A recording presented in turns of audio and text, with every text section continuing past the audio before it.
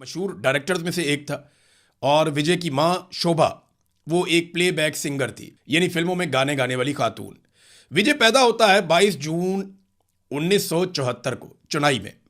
अब लगता तो ये है कि एक डायरेक्टर का बेटा फिल्मों में आएगा, कामयाब हो गया, सबको यही लगता है। लेकिन विजय 1992 में जब पहली मरतबा फिल्म में आया और उसने एक फिल्म बनाई और अपना डेब्यू किया तो उस पर बड़ी तनकीद हुई। ना सिर्फ उसकी फिल्म फ्लॉप हो गई बल्कि मैगजीन्स के अंदर यहाँ तक लिखा गया उसकी तस्वीर छाप कर कि क्या ऐसी शक्लो सूरत का आदमी हीरो हो सकता है।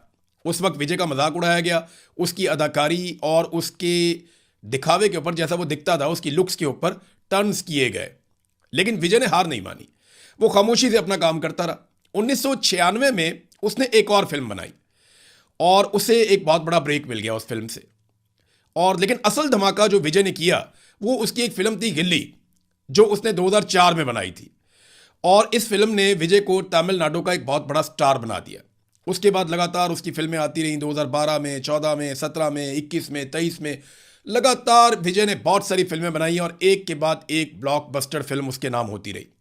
उसकी फिल्में बहुत मकबूल हो रही थी, वो बहुत बड़ा एक्टर बन गया था। और सिर्फ साउथ इंडिया में नहीं बल्कि उसकी फिल्मों को डब करके हिंदी जुबान के अंदर बाकी इंडिया के अंदर भी देखा जा रहा था। आज की तारीख में विजय इंडिया में कमाई के लिहाज से जो अदाकार हैं उनमें सफ़े अव्वल का अदाकार था, यानी वो बहुत ठीक ठाक पैसे लेता था एक फिल्म बनाने के लिए। अगर आप उसकी ज़ाती ज़िंदगी में जाते हैं तो ये बहुत खामोश रहने वाला आदमी था। वो कभी मीडिया को इंटरव्यूज़ नहीं देता, वो कभी टीवी शोज़ में नहीं जाता, वो पब्लिक में बहुत कम बोलता है। वो सिर्फ अपनी फिल्मों की लॉन्च के वक्त कभी मीडिया से बातचीत करता था या मदाहों से बातचीत करता था। और उसकी तकरीर का जो आगाज़ है वो हमेशा एक जुमले से होता है।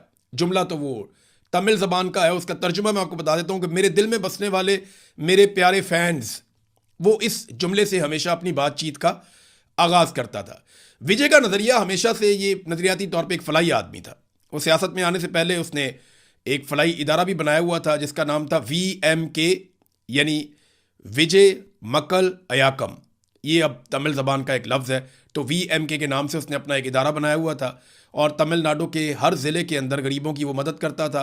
रात के वक्त पढ़ने वाले बच्चों के लिए उसने नाइट स्टडी सेंटर्स खोले हुए थे और ब्लड डोनेशंस के कैंप वो लगाता था। कुदरती आफात आ जाती थी तो तमिलनाडु की गवर्नमेंट से पहले विजय के लोग पहुंचते थे और इसके अपने जो वर्कर्स हैं, इसके अपने जो साथी हैं, वो सबसे पहले मदद करने के लिए जाते थे। नज़रियाती तौर पे एक सेकुलर आदमी है और समाजी इंसाफ पर यकीन रखने वाला आदमी है। अब इसका मानना है कि तालीम सबके लिए मुफ्त और एक जैसी होनी चाहिए और मुआशरे में मज़हब और ज़ात पात की बुनियाद पर कोई तफरीक नहीं होनी चाहिए। फलाई कामों में इसका एक ही नारा था और वो नारा ये था, पैर पोकम एला और एकम, यानी पैदाइशी तौर पर तमाम इंसान एक बराबर हैं। अब विजय सियासत में क्यों आया, ये सवाल आपके दिमाग में आ रहा होगा।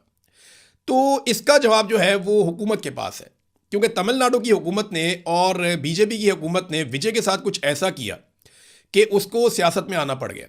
विजय की मकबूलियत बढ़ती चली जा रही थी और सबकी इसके ऊपर नज़र थी और सब चाहते हैं कि जो मकबूल आदमी है वो हमें सपोर्ट करे।